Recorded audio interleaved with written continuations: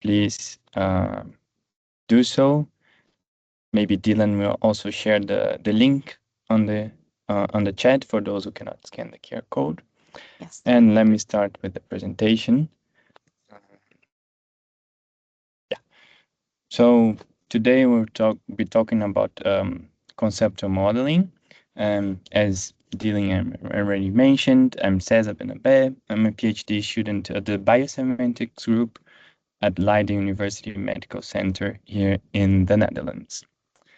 Um, before we actually start with this presentation, I want to just mention the different definitions of the word model, and especially in the context of data, because it is used in different applications and it has different definitions depending on the application. So you have, for example, a model that is created when training a machine learning model or for AI. That's not what we are going to talk about today. And there are models that describe your data and the concepts in your data, the relationships between these concepts. These are called the conceptual models, and this is what we will be talking about today. So, in a more formal terms, a conceptual model is an abstract representation that is used to unveil, structure, and communicate how something works or behaves. Um, Before we proceed, I just wanted to connect this current lecture with the previous ones. So this is the fourth lecture of this training program, let's say. Before, in lecture number one, you learned about the Hemafair project. Then on lecture number two, you had an introduction to FAIR principles and also about the verification workflows with Martin. And on the previous lecture, Ronald discussed about biomedical ontologies. And a little bit on the last one, on the ontologies. In that lecture, you learned that ontologies can be used for example, encoding your data, um, thus making your data more clear to other humans and also for machines when you use the ontology terms. Ontologies are also used for describing the concepts in your data or in your artifacts, both for humans and for machines. And usually these descriptions are very clear because they are agreed upon a certain community in which the ontology is used in. Um, Usually this definition is validated extensively, so the descriptions are expected to be also clear and unambiguous, which also improves the understanding and the reusability of your data. Ontologies are also used to improve querying at varying different levels of specificity. So Ronald explained that you can use ontologies to respond to more specific or more general queries. And and today in this presentation, I will focus on the conceptual models and the relationship with ontologies. But you also learned what are conceptual models, why do we need conceptual models, what are the best practices in when you're creating or reusing your conceptual model, and as I said, um, how it relates with ontologies that Ronald mentioned in his previous lecture. Um, First, on the why, in specifically for the context of Fair, the project work focused on verification, right? And in the most of the verification workflows, if not all, define steps for creating semantic data models and semantic metadata models. actually for defining those, which includes creating, but also can include reusing or models that already exist. And this is a very important step for verification. And this is where conceptual models, which are also known as semantic models, are used. Um, so then the motivation for using semantic models within FAIR, it's because they provide conceptual clarification, especially when used together with ontologies, but they also improve semantic interoperability. Let me better explain this with an example. For example, when you share your data, or usually better example, when you request data from others, it's very common that you get something like this. I just Googled like messy Excel CSV, and I got this image. So I also don't know what it refers to, but this is very common, right? That you get a CSV file or an Excel file with lots of column headers and instances of these headers, which are sometimes, if not most of the times, difficult to understand. For example, if you check the headers of this random image that I got from Google, you see some column names that are difficult to understand, to decipher, right? Even if you may have expertise on the domain of the data. So for example, here, I guess that this file refers to something related to networks. So I know what the DNS is, but yeah, how can I be sure that the meaning of these headers are understood, right? Um, but it is also common that humans, even though the labels are well described, argue on the definition of things. This can also impact even your data, even though like you have very clear headers. And conceptual models are also intended to address this issue. So even if you're not using conceptual models in a more technical way in the context of verification, I hope that well, the few things that you learned today also help you in arguing, in creating, writing, or for example, your grant proposal and so on and so forth, because the philosophy behind conceptual model can also be applied to other aspects of your life. But yeah, let's focus on the data here. So probably you're now asking, okay, he's talking about conceptual model, but what's that? Let's start with a bit of theory. First thing that we need to know is that conceptual models are context sensitive. What you see here on the screen is not actually a conceptual model, it's a mind map. I just wanted to start with something simpler, and then we evolve, we progress to conceptual models, but just for the sake of exemplification. For example, here you have a mind map, which has concepts of oven, kitchen appliances, and I'm including the example of an oven. This mind map will have different properties and relationships depending on its application. Here, for example, in case of a retail store, you want to know, for example, about your oven, how many units you have in stock, what is the sale, how is the sales of this oven, for example, how many units are sold per week, what are the brands that you have in stock, and in which kind of sessions in your store, for example, this specific kitchen appliance is located in.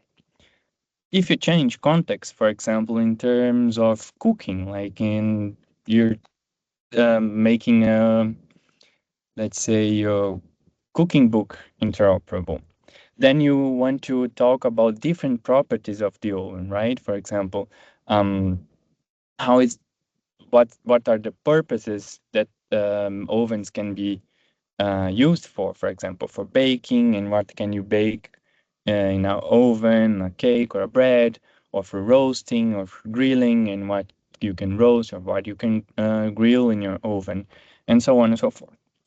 Unfortunately, the representation of conceptual models is not as simple as in a mind map because they're also used to convey more information. The representation that you see, for example, now on the screen, it uses the UML language specification, which is already, how can I say, popular or well accepted in the computer science community. In the healthcare domain, I noticed that this language is not like very well accepted, but it's getting there. But I think it's useful for understanding what is expected in a conceptual model. For example, here you have that oven is a type of kitchen appliance, which is represented by this arrow with a white shaped ending. And kitchen appliance can have a purpose, and the cardinalities between these two relationships um, is defined by the little star symbols here. So this means that a kitchen appliance can have multiple purposes, and purposes can be related to several kitchen appliances. If you want to include a constraint, for example, you can include a number here like 1 or 1.2 for 1 or 2, and etc. You see here that oven, for example, has a purpose, and it has a purpose relationship. It connects oven to baking purpose. And you could include even more information. For example, you could include properties within the classes and so on and so forth. But let's still keep it simple for today. I know this is a bit overwhelming. There's an image that you see here on the screen now. Um, and you might be asking, well, how do I go from the simple mind maps to this very complex and detailed image? And that's what we are going to focus in the reminder of this presentation. And let me start with a bit of theory. So the conceptual modeling theory is based on this triangle that is known in literature as the semiotic triangle. And it basically says that, well, you have things in reality, and you have the conceptualization of things in reality, and you have symbols, for example, in our language, that refers to concepts of things in the reality. Let's, for example, take a table as an example. Table exists in the reality, and we have the concept of a table, which is an object with four legs, and we have symbols in different languages to refer to this concept of the thing in the reality. For example, the word in English, table, or the word in Portuguese, mesa, or the word um, in Dutch, tafel, and the words in different languages to refer to a same concept to things in the reality. In conceptual modeling, this is doing, um, translated to a process of modeling that starts with studying the reality, the things that are in there, identifying the concepts that you're interested in representing from your reality, and then defining and modeling the symbols that refer to the concepts in that reality together with their relationships. This might not be a crucial or very easy task at the beginning, so it is usually done in iterations that are all focused on validation. So you usually start with a model, for example, a mind map, then you validate it, then you refine it, and you go on and on until you have something that you're sufficiently happy with. In a more methodological way, this can also be translated into a method that starts with the perception of the reality, the denomination of the reality concepts, and the selection of the concepts of interest, what I want to represent from that reality, the classification in hierarchies of these concepts, for example, and the design of the conceptual model. We'll go now in this presentation through this with an example. So let's say, for example, I have a researcher, and she has one research question, and she wants to collect and share data related to it. So her research question is, how does the experience level of surgeons that realize transplants procedures affect the rate of organ rejection? It's a very important question that may piss off some people, but well, our researcher wants to investigate this. So she starts with the perception of reality. As a researcher in the subject, she already studied a lot about this reality, so she is an expert in that. In cases in which you need more information about the reality, for example, you're not an expert, but you need to define a conceptual model in such topic, it is recommended that you talk and involve domain experts in your modeling process. So then she will start to denominate the reality concepts that she wants to talk about. And for that, she will use her research question as a starting point. So with that researching question, she knows what concepts are needed to responding this question. This is very common in conceptual model that you use the research question. They are also called competency questions in the conceptual model literature that guide which concepts are going to be used in your modeling. So for the sake of example, let's say she selected four different concepts for creating her conceptual model that are person, patient, transplant, and surgeon. She will start now classifying these concepts in her model to finally design this conceptual model that will be later validated by experts. But now we will do that together in a conceptual modeling quiz.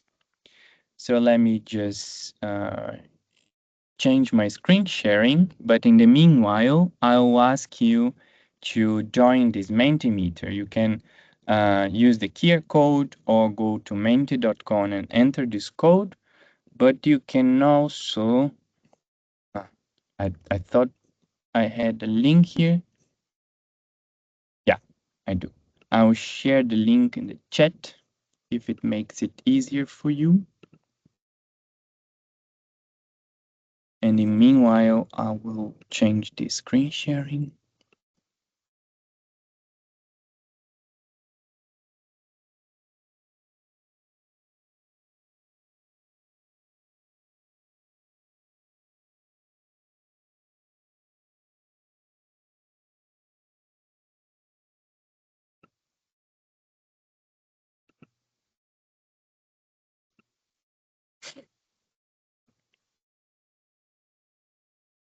And you let me know if you have any questions.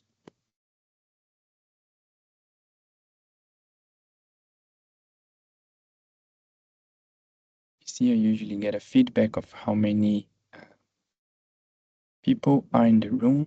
I don't think they have that anymore.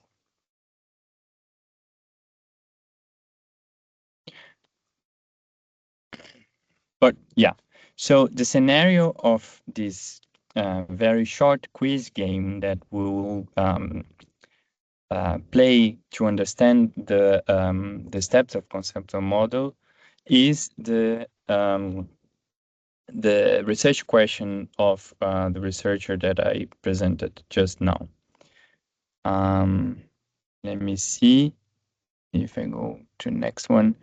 So we want to model the case shown in the slides, and Okay, we have 16 people ready, 17, 18. Let's wait until 20 maybe, and then we can start with the first question.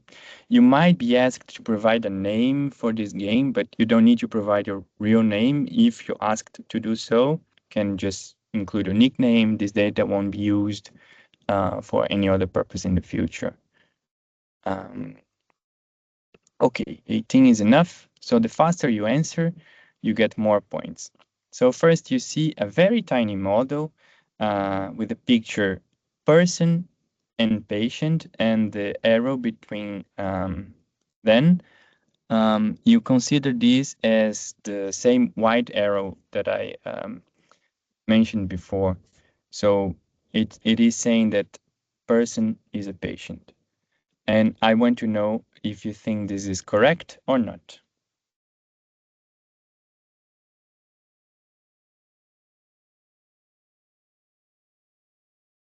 Okay, most people said that this is not correct, and I'm happy with this answer because, in fact, it is not correct. There is a small difference between these two representations here. For example, here I say that every patient is a person. But on the second one, I say that every person is a patient, which can be problematic because, well, usually you reuse, you create conceptual models for your data to be reused.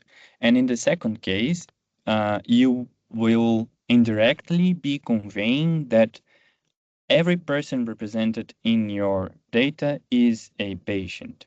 But what if you connect this data, for example, to surgeons? So you're saying that surgeons are also patient, which can be true, but not always the case. So the first part is more recommended when you're creating a conceptual model. And by the way, this is another way to represent that the little white arrow that I showed in one of the slides. You can also write is a, and that will convey the same type of relationship that one is a subtype of another. Second question.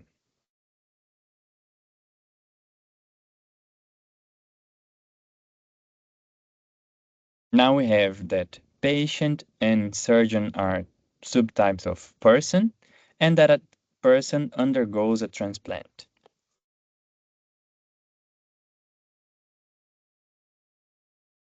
Again, I want to know if you think this model is correct.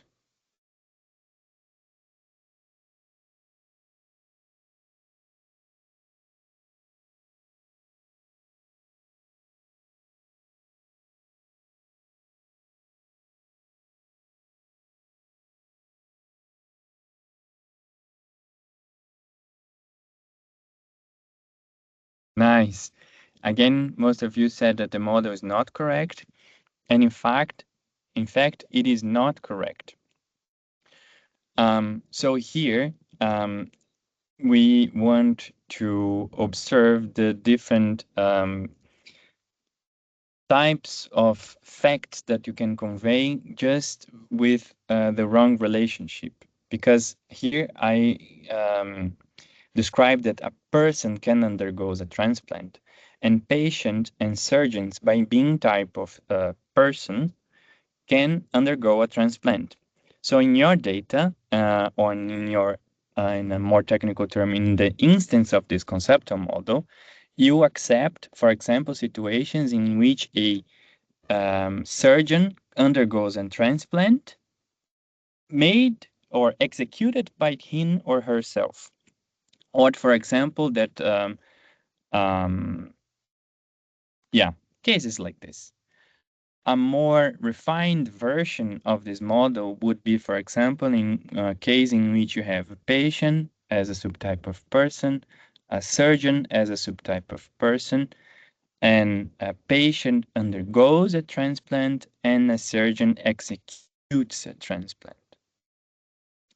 I think this is the last question of this short quiz. Um, Again, I think in this case, I would like to know if you think that the two models shown on the screen, model A and model B, are interoperable. It's a bit, let me see if I can zoom in for just to explain this. So in one case, you have a surgeon as subtype of person, and a surgeon can execute a transplant type, and transplant type has subtype kidney transplant, for example. And here I want to refer transplant as a subtype of transplant process.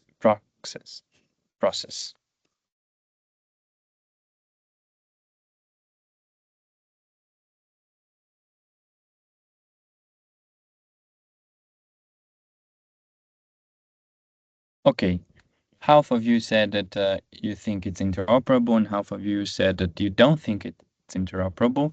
And I would say this is true.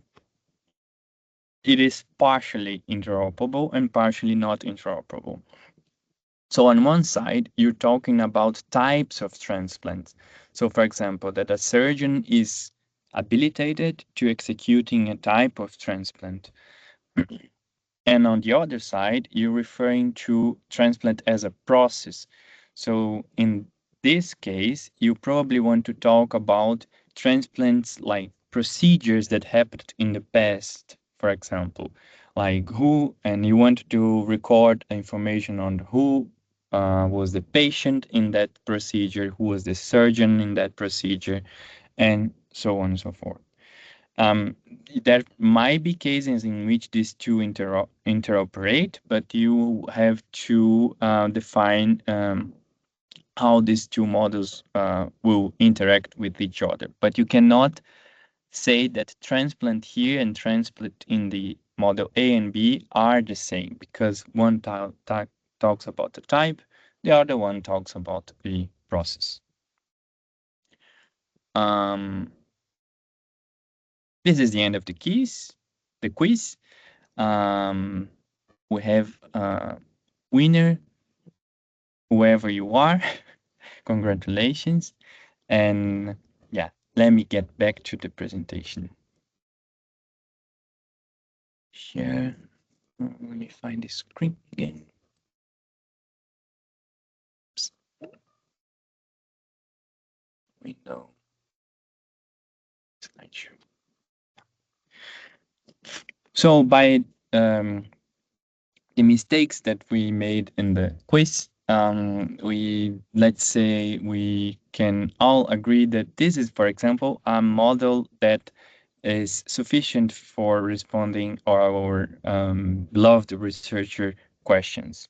So, for example, here you have patient and surgeon, and they are types of subtype of person. Patient undergoes a transplant, and surgeon realizes a transplant.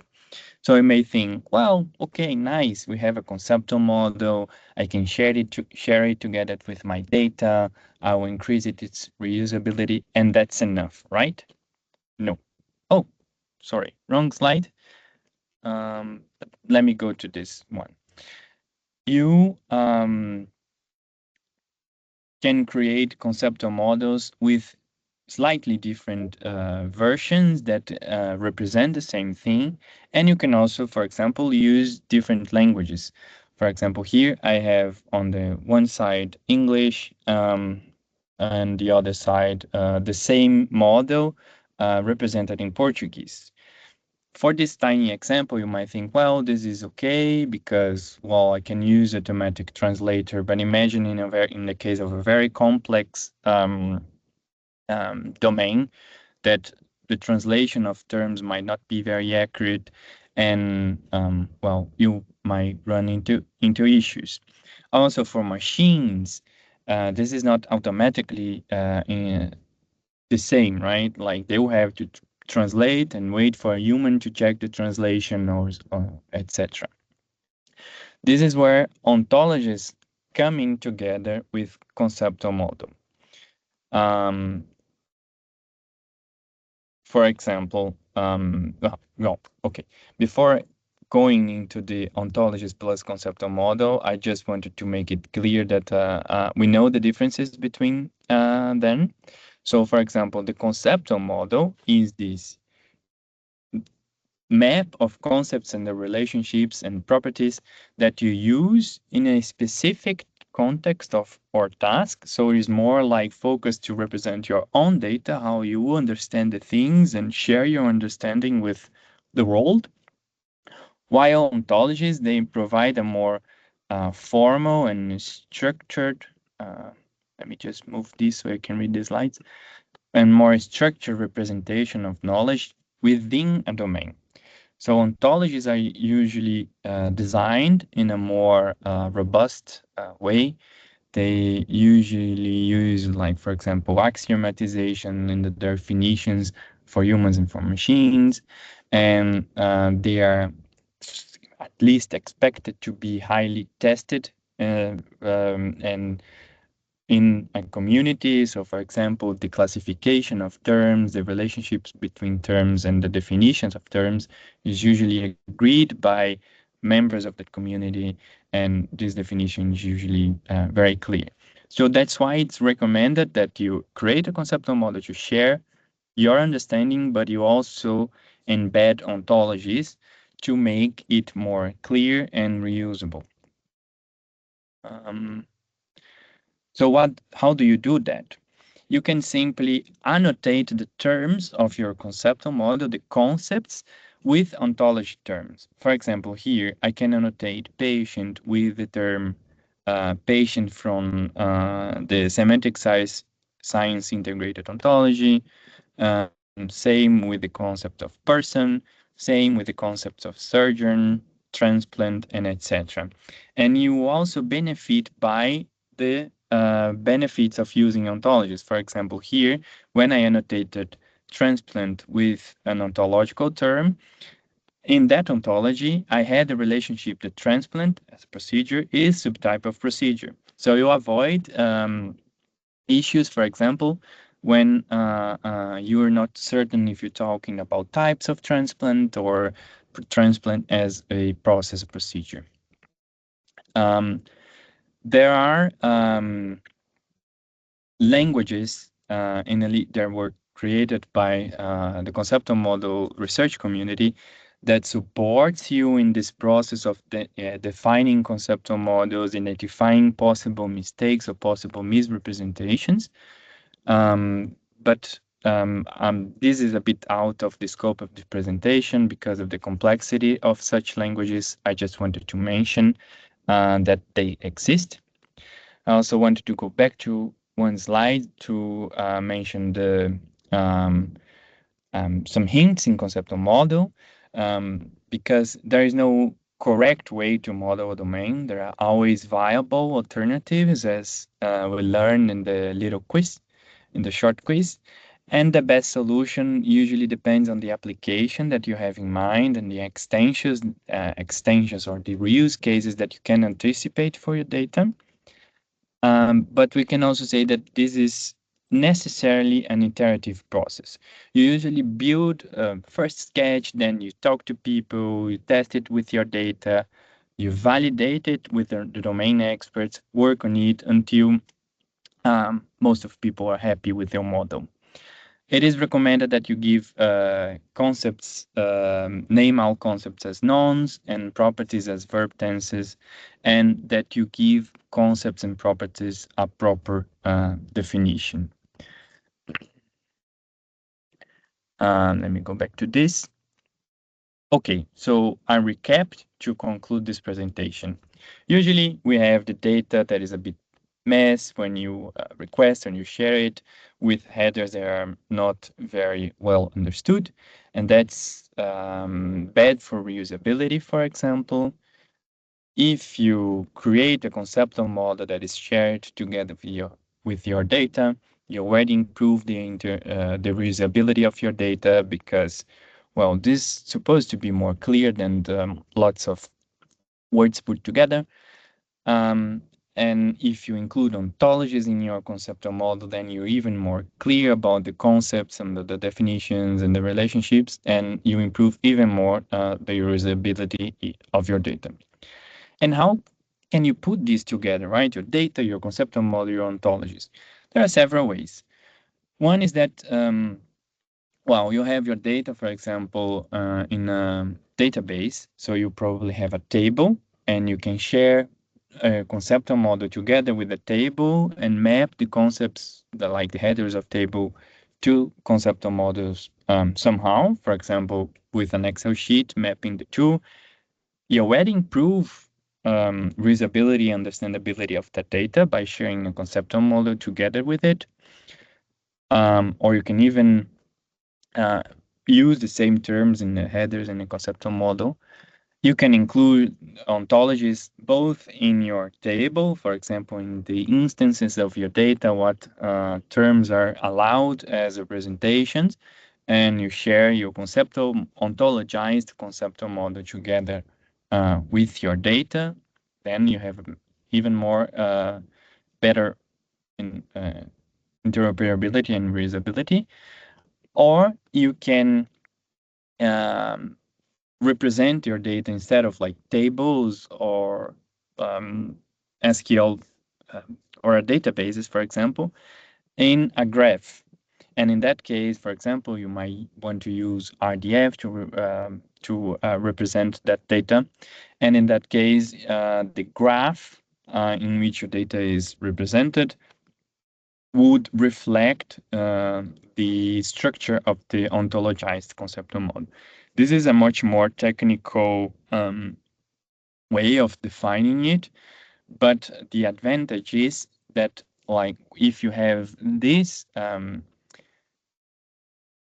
type of data representation and exchange, the effort that others will need to interoperate this data with other data, like extending it or putting it together with other data, will be much less. And this is also more machine actionable, which is one of the objectives of verification. To conclude this presentation, I just want to read this saying that I found in one paper, that without concepts it's impossible to work scientifically. The price for this, however, is that concepts determine the ways and methods in which we perceive nature. Critical examination of the concepts and of their fields, therefore, part and parcel of every scientist's obligations. And this can be done by conceptual models. So again, I hope that this presentation, even if you might not use the ideas and the philosophies, let's say, behind conceptual models specifically in your data, that it will also help you somehow with thinking or the other scientific tasks. And that's it. I'll be happy to take any questions. Thank you very much for your attention.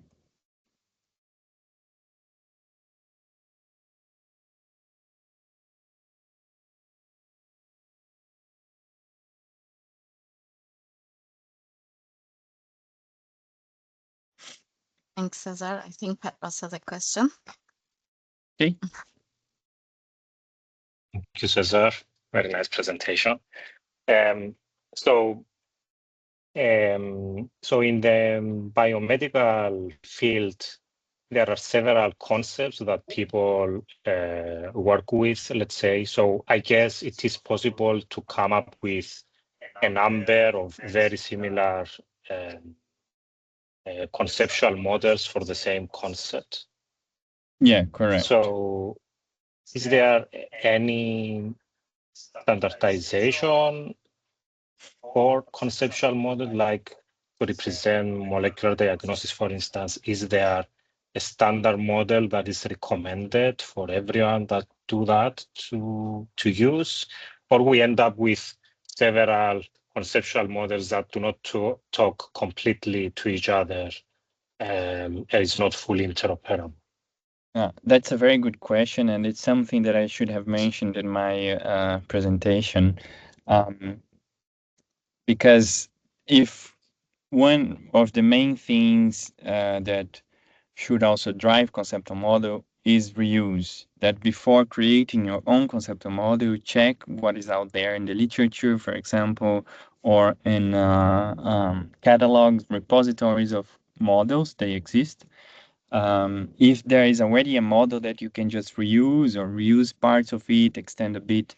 Otherwise, you just move the interoperability problem, right, from data to models. Like you have also lots of models that don't interoperate. And so reusability should be one of the main concerns, that you find models that you can reuse. But it's also expected that, for example, when you use ontologies, that like conceptual models will start to refer to the same concepts, and that already enables a certain level of automated interoperability, let's say. For specific models in the biological field, I can name a few, but well, one example that comes from the EGPRD project on rare diseases project that I worked before is the CARE SM model. But there are some other models that I might not be aware of. What I recommend that is that you talk to people before creating your own model to check if there is not already a model that is that can be reused. But you can also, well, check online, do a short literature review for models. Yeah, some investigation. Thanks for your question. Thank you.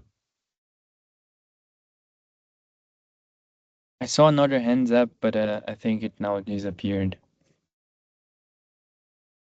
So I have another question until that person raised the hand again. Thank you. So if you are building a new registry or a new application or whatever from scratch, I guess it is okay to come up with a conceptual model for the whole application. I guess it's easier. But what is your recommendation when you already have a registry with data in there and you want to create a conceptual model to represent your data that already have some relationships in place? Well, that's even better, because the data can give like hints of the concepts that should be like in defining the scope of your conceptual model and how they relate to one another. And let me just find one of the slides that I was looking for. Yeah, this one.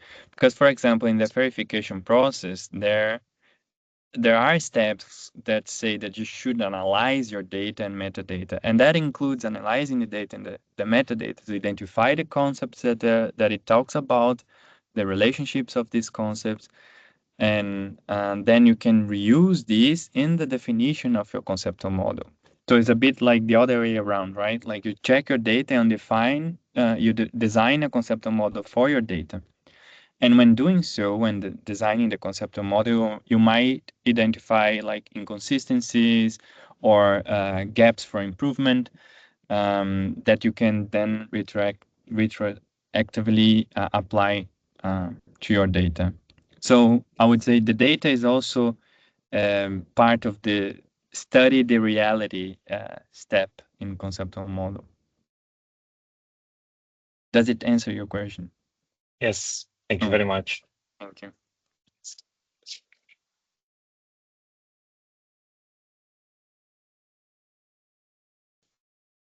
Do we have any other questions? I usually say if there are not much question, is either because the presentation was very good or very bad. I think it was definitely very thorough. I think yes. Stella? So I saw Stella. Yes. Oh, okay. Hello. Thank you for the great presentation. Thank you. My question is similar to Petra's in a way that, are there any tools that can help us translate our data into the concept and create the graph or the conceptual model? There are. Well, in different parts of the process, right? For example, I I don't have like a specific name now, but I know that in the literature there are tools that, for example, analyze your data, or like natural language processing tools that check the literature for the better definition of concepts, and they can automatically create a scratch of your conceptual model, which is not always correct, but it's a good start, I would say. There are tools for the design part, like Visual Paradigm, Asta, Miro, that like when you're creating your model, if you define like inconsistencies or conflicts, they already can highlight parts um, of the model that you're creating, so they identifying common mistakes, for example, like when you like a spelling corrector almost, but for modeling. And there are the definition languages, like the OntoUML language that I mentioned. They have tools for that language as well. And by reusing this language, you also have like a helper in designing conceptual models. And I don't know if there are tools for automated validation, but with this rise of AI and etc., there probably are um, some tools for that as well. Thank you. Thank you for the question. Margarita, I think you also have a question. Hello, and thank you also for the very nice talk. I was wondering, in the conceptual models, is it possible to have bi-directional relationships, or is this breaking some basic rule of the theory? It's possible. Like for example, when you don't have the direction in onto UML, it is in UML, sorry, it is assumed that oh, I don't have the example here. Here I always have I just have directed relationships. But usually when representing the bidirectional relationship, to make it clear, you use two lines, like one going from A to B and another line going from B to A. Especially if, for example, the cardinalities are different, or if the name of the one way or the other can change. But that's acceptable. Okay, thank you.